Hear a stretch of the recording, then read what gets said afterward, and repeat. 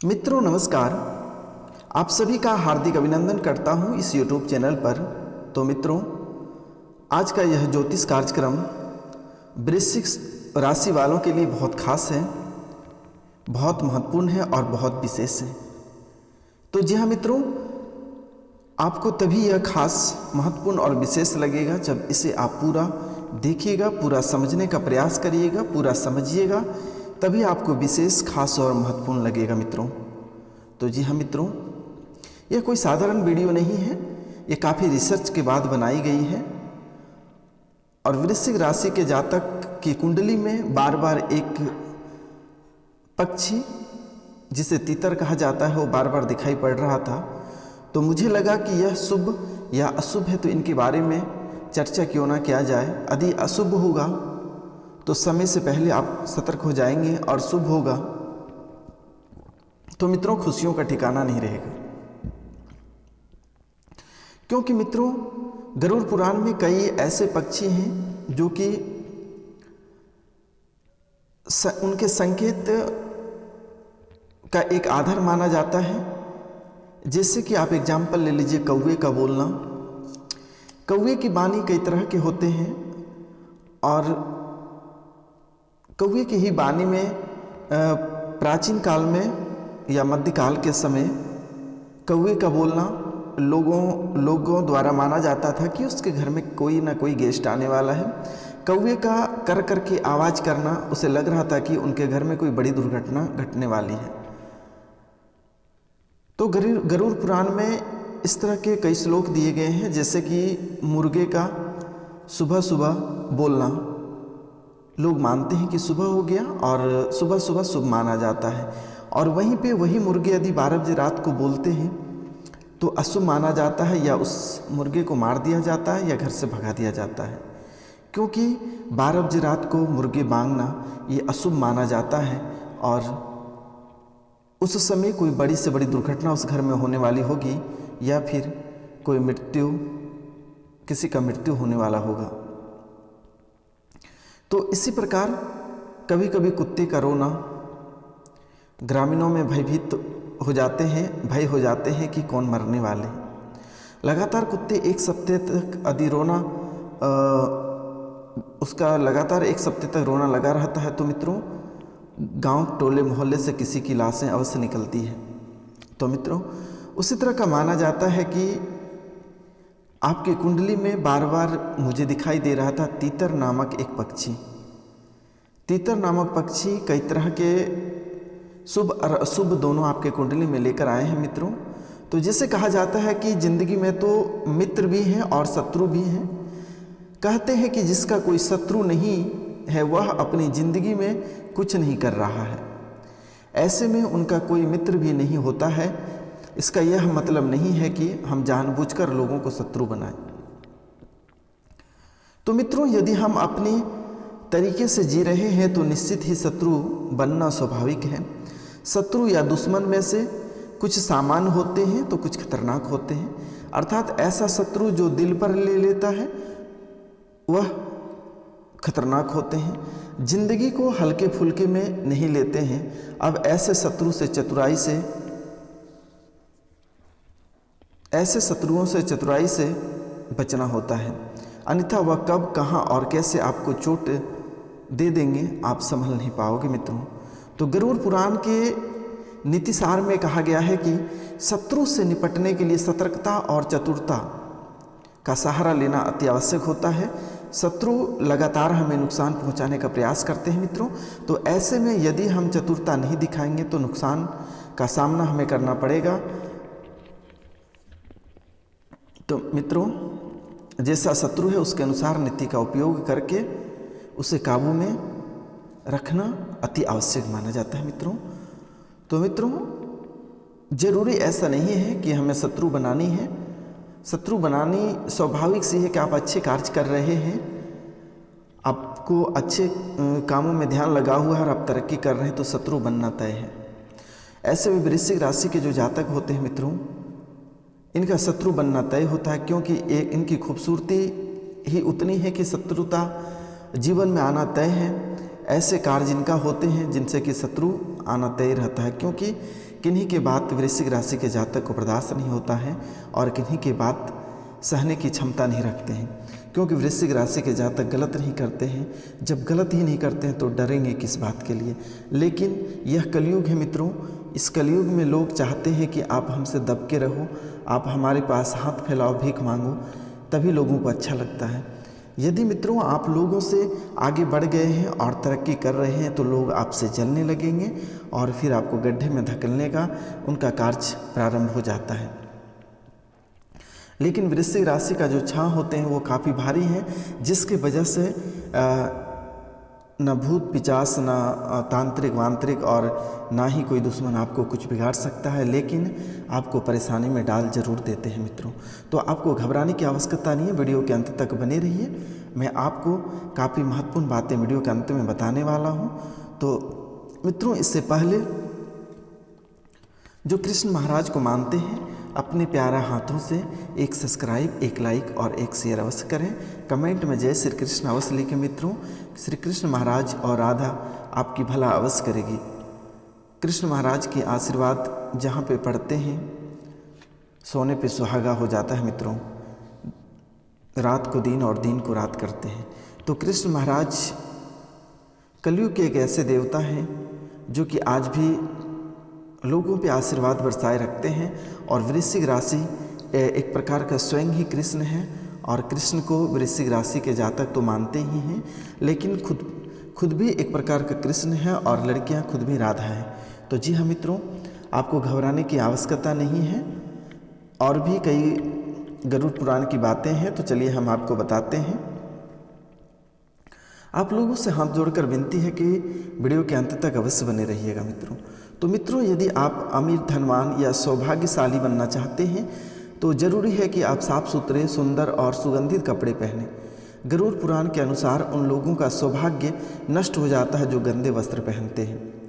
जिस घर में ऐसे लोग होते हैं जो गंदे वस्त्र पहनते हैं, उस घर में कभी भी लक्ष्मी नहीं आती है, जिसके कारण उस घर से सौभाग्य भी चला जाता है और दरिद्रता का निवास हो जाता है मित्रों। देखा गया है कि जो लोग धन और सभी सुख सुविधाओं से संपन्न है लेकिन फिर भी वह लोग गंदे कपड़े पहनते हैं, उनका धन धीरे धीरे नष्ट हो जाता है। इसलिए हमें साफ एवं सुगंधित कपड़े पहनने चाहिए, जिससे हमारे ऊपर महालक्ष्मी की कृपा बनी रहेगी। तो मित्रों कहावत है कि कितना भी कठिन से कठिन सवाल हो, ज्ञान हो, विद्या हो या याद रखने की कोई बात हो, वह अभ्यास से ही संरक्षित रखी जाती है। अभ्यास करते रहने से व्यक्ति उक्त ज्ञान में पारंगत तो होता ही है, साथ ही वह उसे कभी भूलता नहीं है मित्रों। कहावत है कि करत करत अभ्यास के जड़मति होत सुजात।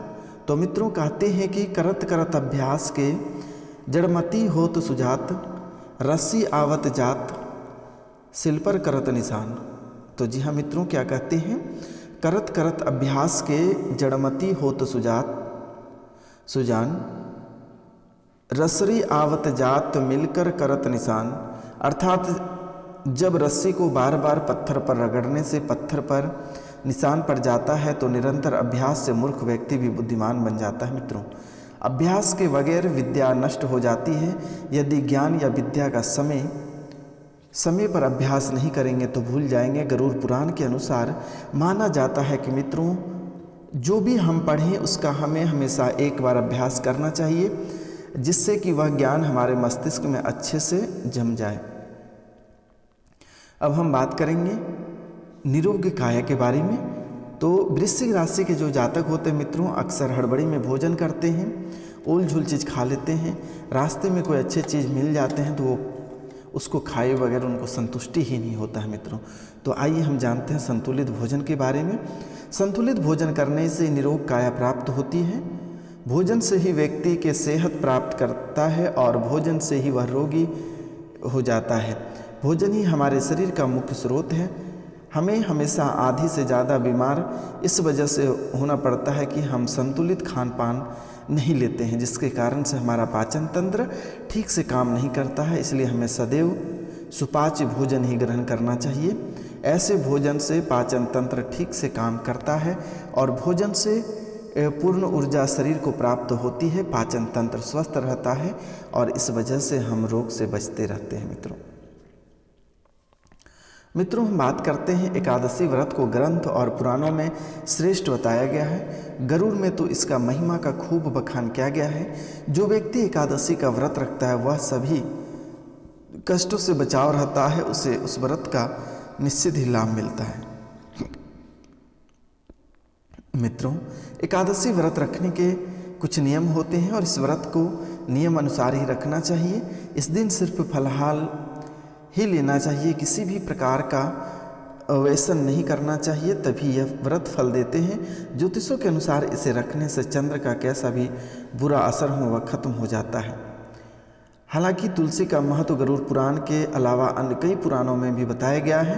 तुलसी को घर में रखने से सभी तरह के रोगों से मुक्ति मिलती है और इसका प्रतिदिन सेवन करने से किसी भी प्रकार से व्यक्ति को रोग नहीं हो सकता है।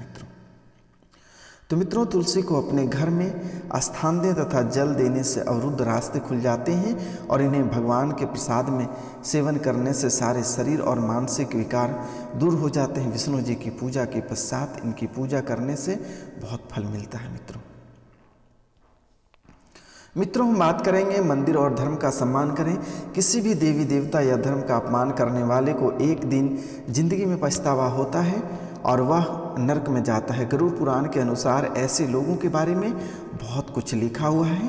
गरुड़ पुराण पवित्र मंदिर आदि जगहों स्थानों पर गंदे काम करने वाले, अच्छे लोगों को धोखा देने वाले, किसी के एहसान के बदले उन्हें गाली और उनका दुरुपयोग करने वाले, धर्म वेद पुराण और शास्त्रों के अस्तित्व पर सवाल उठाने वाले को नरक में भी कोई जगह नहीं मिलता है। मित्रों तो वृश्चिक राशि के जो जातक हैं इसे सुंदरकांड का पाठ करना चाहिए, हनुमान चालीसा का पाठ करना चाहिए, हनुमान चालीसा का चौपाई अवश्य करना चाहिए।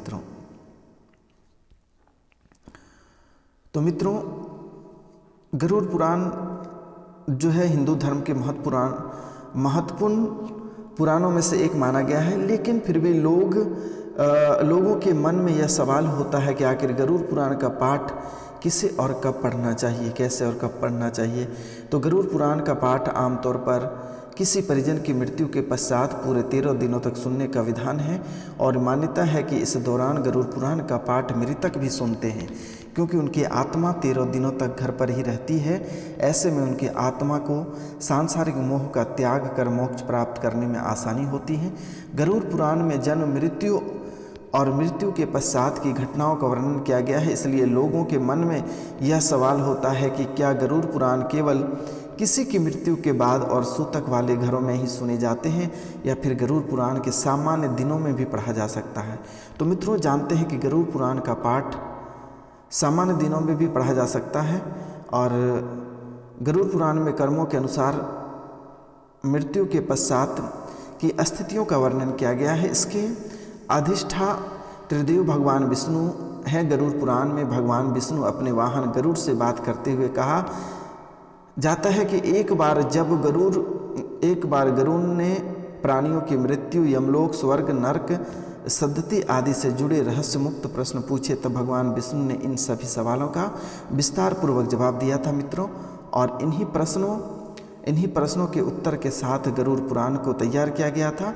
गरुड़ पुराण जो है मित्रों हिंदू धर्म का महत्वपूर्ण ग्रंथ है और यह 18 पुराणों में से एक है। गरुड़ पुराण के 19,000 श्लोक हैं, जिनके 7,000 श्लोक में जीवन से जुड़ी गूढ़ बातों को बताया गया है और इसमें ज्ञान, धर्म, नीति, रहस्य, आत्मा, स्वर्ग और नरक का वर्णन मिलता है। गरुड़ पुराण का पाठ पढ़ने या सुनने से व्यक्ति को आत्मज्ञान, सदाचार, भक्ति ज्ञान, यज्ञ, तप और तीर्थ आदि के महत्व के बारे में पता चलता है, इसलिए हर व्यक्ति को इसके बारे में जानना जरूरी होता है। मित्रों हर व्यक्ति को इसके बारे में जानना जरूरी होता है। तो मित्रों तीतर को जो है आपके कुंडली में जो वृश्चिक राशि के जातक हैं इन्हें तीतर बार बार दिखाई पड़ता है। इसका मुख्य कारण यह है कि आपके जीवन का अभी जो है कि वो सांसारिक मोहमाया काफ़ी बेहतर है और ये सांसारिक मोहमाया के कारण से आप थोड़ी सी आपको नुकसान भी हो रही है। मित्रों तो यदि हो सके तो आप तीतर के एक पक्षी यदि मिले तो अपने घर में पालें, क्योंकि माता लक्ष्मी तीतर से बहुत खुश रहते हैं और तीतर अक्सर झाड़ियों में मिल जाते हैं मित्रों। तो तीतर यदि घर पे आप पालते हैं तो आपके जीवन में खुशियाँ ही खुशियाँ आपको दिखाई देगा और खुशियों से आपका झोली माता लक्ष्मी भर देगी। तो जी हाँ मित्रों, माता लक्ष्मी तीतर पे बहुत खुश रहते हैं। तो हो सके तो आप किसी गांव घर के इंसान को बोलेंगे तो वो तीतर आपको ला के दे देंगे।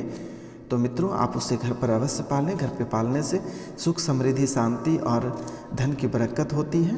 किसी भी तरह का घर पे कलह कलेश दिखाई नहीं देगा, कोसों दूर तक नहीं दिखाई देगा मित्रों। तो मित्रों, वृश्चिक राशि के जातक हो सके तो तीतर घर पे पालें तो आपके लिए बेहतर होगा और काफ़ी शुभ होगा मित्रों। तो मित्रों, बस आज इतना ही। नमस्कार, प्रणाम, राधे राधे। फिर हम आपसे मिलते हैं अगले वीडियो में। तब तक के लिए आपसे क्षमा चाहते हैं मित्रों। जय हिंद, जय भारत।